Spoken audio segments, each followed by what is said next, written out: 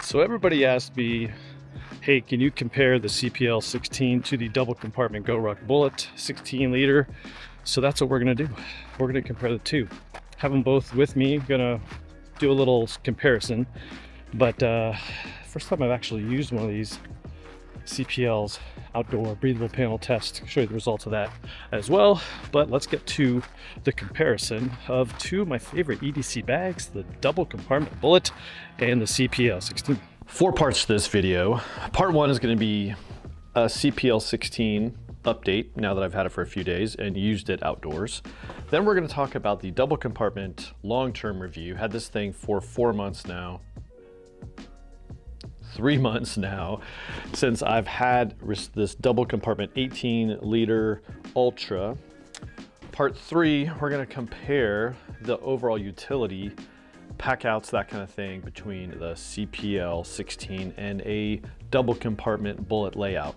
I know I don't have the 16 liter here, but it's generally the same in terms of layout from the 18 to the 16, so we'll make some assumptions and conclusions based off of that comparison. Part 4 is just going to be a bonus update on Merino clothing travel. Real quick, just because I totally abused these things over the last week on a hike up Camelback Mountain in Phoenix. So without further ado, let's talk about part 1. I had the CPL16 for a week or two now. Really do love this smaller version of the CPL for a lot of reasons. As I said in the first video, it really is kind of the sweet spot in first of I'm gonna pack a bunch of stuff, go out for the day, and I don't wanna carry too much stuff. So the CPLs, the bigger ones, just are a little too big. Now this layout carried up Camelback Mountain, so I used it in outdoor hike mode. I didn't have a hydration bladder with me, so I had some bottles of water inside. But you know, the utility and layout of this thing was great. I could kind of take this thing on the go without stopping, unsling the bag, get stuff out of it, sling it back up and move it. It just kind of flows with you on the move. Super awesome. The layout, again, I've talked about this in its original video, so I'll post a link to that over here. But you know, it's just a fantastic layout and design. Now, the long-term part of this that I wanted to talk about is, you know, during my hike, I kind of got to validate a couple of things that people always ask about. 1, the breathability, and 2, how does this thing do compared to your back? Let's just talk about the back panel first of all. I do, when it's just loosely slung on my back, feel the bottom part of the bag sort of like, you know, turn into the lower part of my back. It doesn't bother me. This thing is slick enough where I don't get any hot spots from it. It doesn't seem to bother me personally. Other people, that's a general problem that people have with this bag.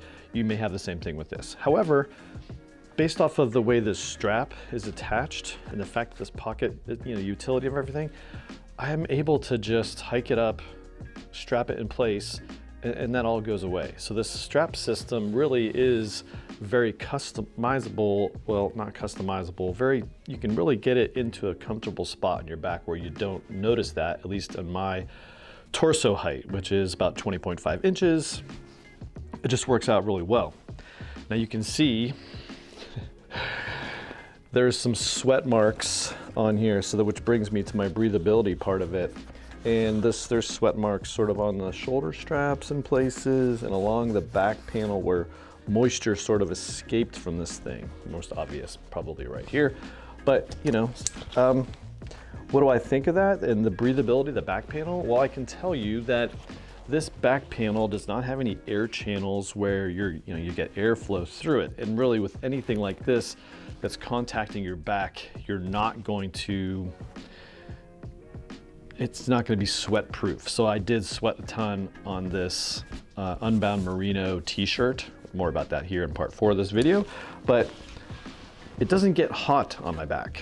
So that was the thing I noticed. It didn't feel hot. Now I was sweating it up a ton, obviously, since it kind of got into the bag, but it was comfortable and, you know, no airflow. So it's just wet. So don't wear merino wool, maybe on a outdoor hike, maybe some tech equipment, tech shirt, that kind of thing. That's gonna wick away the moisture a little quicker because this thing just kind of soaked it up like a sponge. But either way, I can also highly recommend the Thermal Lift Workshop. There's just a ton of utility with this. Just love this ability to take this off here. Of course, it's already cinched down, put it on top, and just get it out of the way if you're not going to use the sternum strap. So big fan of that. Go check them out. Not affiliated, and they're not always available, so sign up for alerts. They'll let you know when the shop is open. You can purchase things, and it's fantastic. Other than that, love this thing. I had a couple of things just to tell you what I packed in here. I have in here right now doing a video on the Green Room 136 Metro Runner. I actually packed on this trip with both the Metro Runner and the Chrome Cadet jammed in this thing, so it's completely overpacked. The utilities pocket's just fantastic, like I've already said, so I really just do love this thing.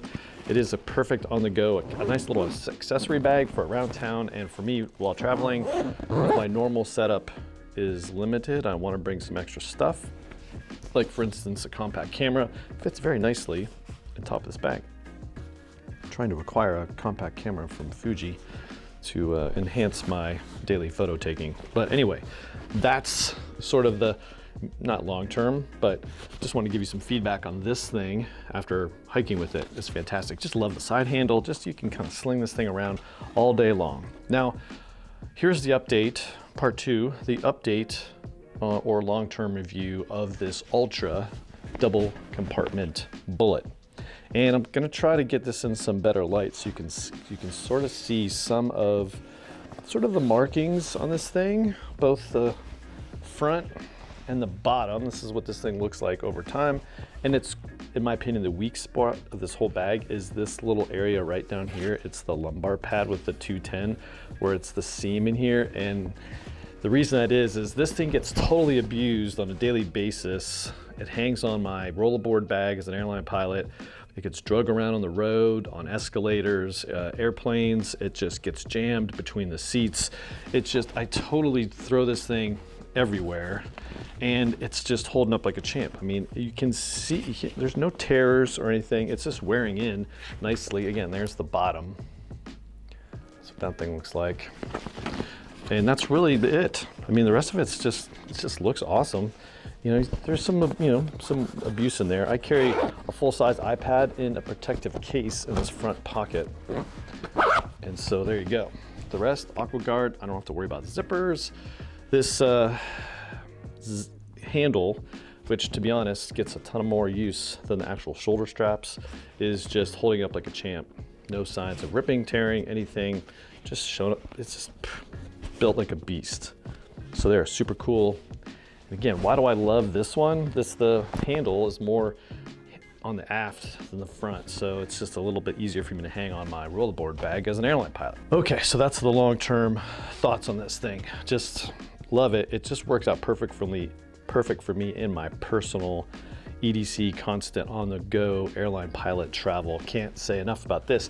If you didn't get this, then go and sign up for alerts on the 16 liter or 18 liter in ripstop.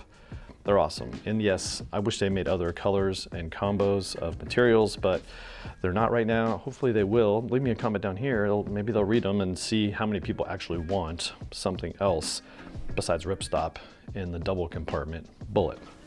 Now, in a side-to-side comparison, I'll put up a photo here where I had actually both the CPL16, the double compartment 16 liter, and the 18 liter all together in one little setting. Here is of course the 16 liter and the 18 liter.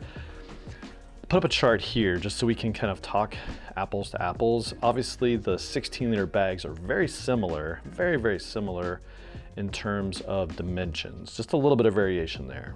The 18 liter obviously steps it up. The biggest increase in dimensions is it's about 2 inches taller than the 16 liter bags, and that's how you kind of get that extra volume.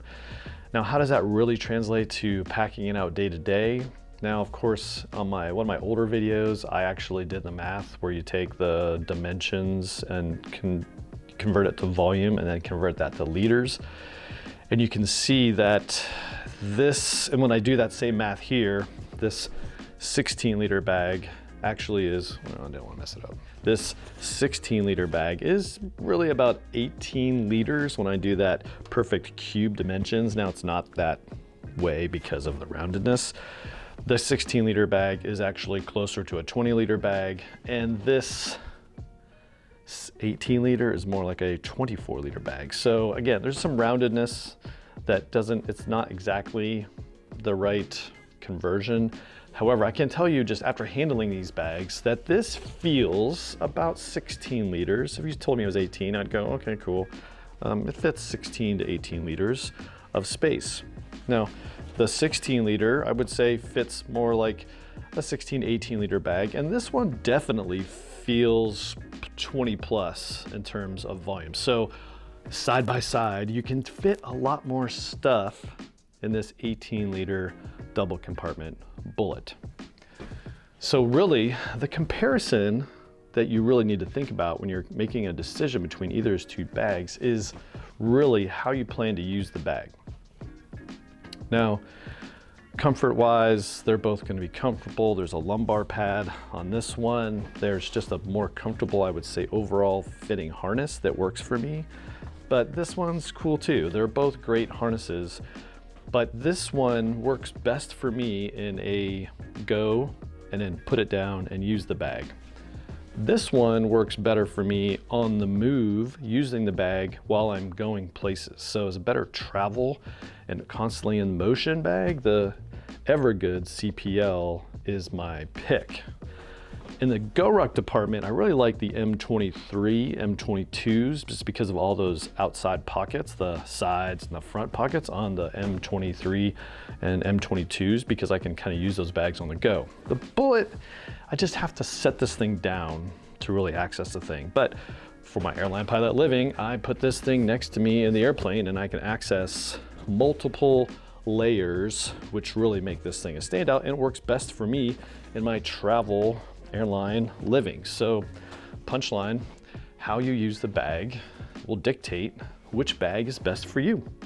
That's really what it comes down to. And I love both of these bags. If there's two top EDC bags I'm using right now, these are definitely it. And like I said, right now, I got both of them with me. This one will be around town later today. We'll see some more videos at the very end of this. So it's, you know, it's what it is. I think they pack nicely. You just have to decide how you're going to use them because of they're so different in how they're laid out. That's really what it comes down to when you're comparing either of those two bags side to side. Part 4, real briefly, I had this Unbound Merino t-shirt with me and these Proof 72-hour pants, travel pants. They're both in merino wool. And I wasn't planning on hiking in Arizona, but I ended up in Arizona and I had to hike and it was colder than shorts and all I had was this stuff. So I took it with me and hiked up Camelback Mountain. Just totally sweated it up, which was also not my intention. Now I shorted my timeline and I had to get back to the hotel. I had to get packed up and right to the airport. So I had no time. So this stuff was totally dripping with sweat, jammed in a plastic bag into my suitcase. And I just decided that we would see how it went. So here I am in Pittsburgh. The next day, actually, when I first got to the hotel, I immediately took everything out and just laid it out to dry. It was still soaked, didn't dry out in the bag, big surprise. Next morning, everything is dry. And guess what? It's not odor, it doesn't have any odor to it whatsoever. So I'm not saying 72 hours just yet, but I'm gonna wear this the rest of the weekend and they're fine. So drastically reduces your packing load when you're going on a trip if you take some sort of merino wool. Highly recommend all the stuff from Proof at Huckberry, links downstairs in the description. Big fan of the Unbound Merino. This is the Carryology hoodie version, and I wore this a little bit but didn't totally sweat this up. But really the Unbound Merino t-shirt and the pants took the brunt of it as I hiked up Camelback Mountain, which was super cool, super fun. There you go. So there you go. That's what I think of the CPL16, the double compartment bullet. Long-term update, that Ultra is just fantastic, but this thing is super cool. Has all my travel needs, everything. It's done fantastically. Of course, you can sweat it up and it still looks great. So if you like this video, give it a thumbs up, subscribe to the channel, more coming from the road. I'm gonna enjoy this beautiful day in Pittsburgh, Phoenix to Pittsburgh. Wasn't what I planned to do today, but here we are. See you.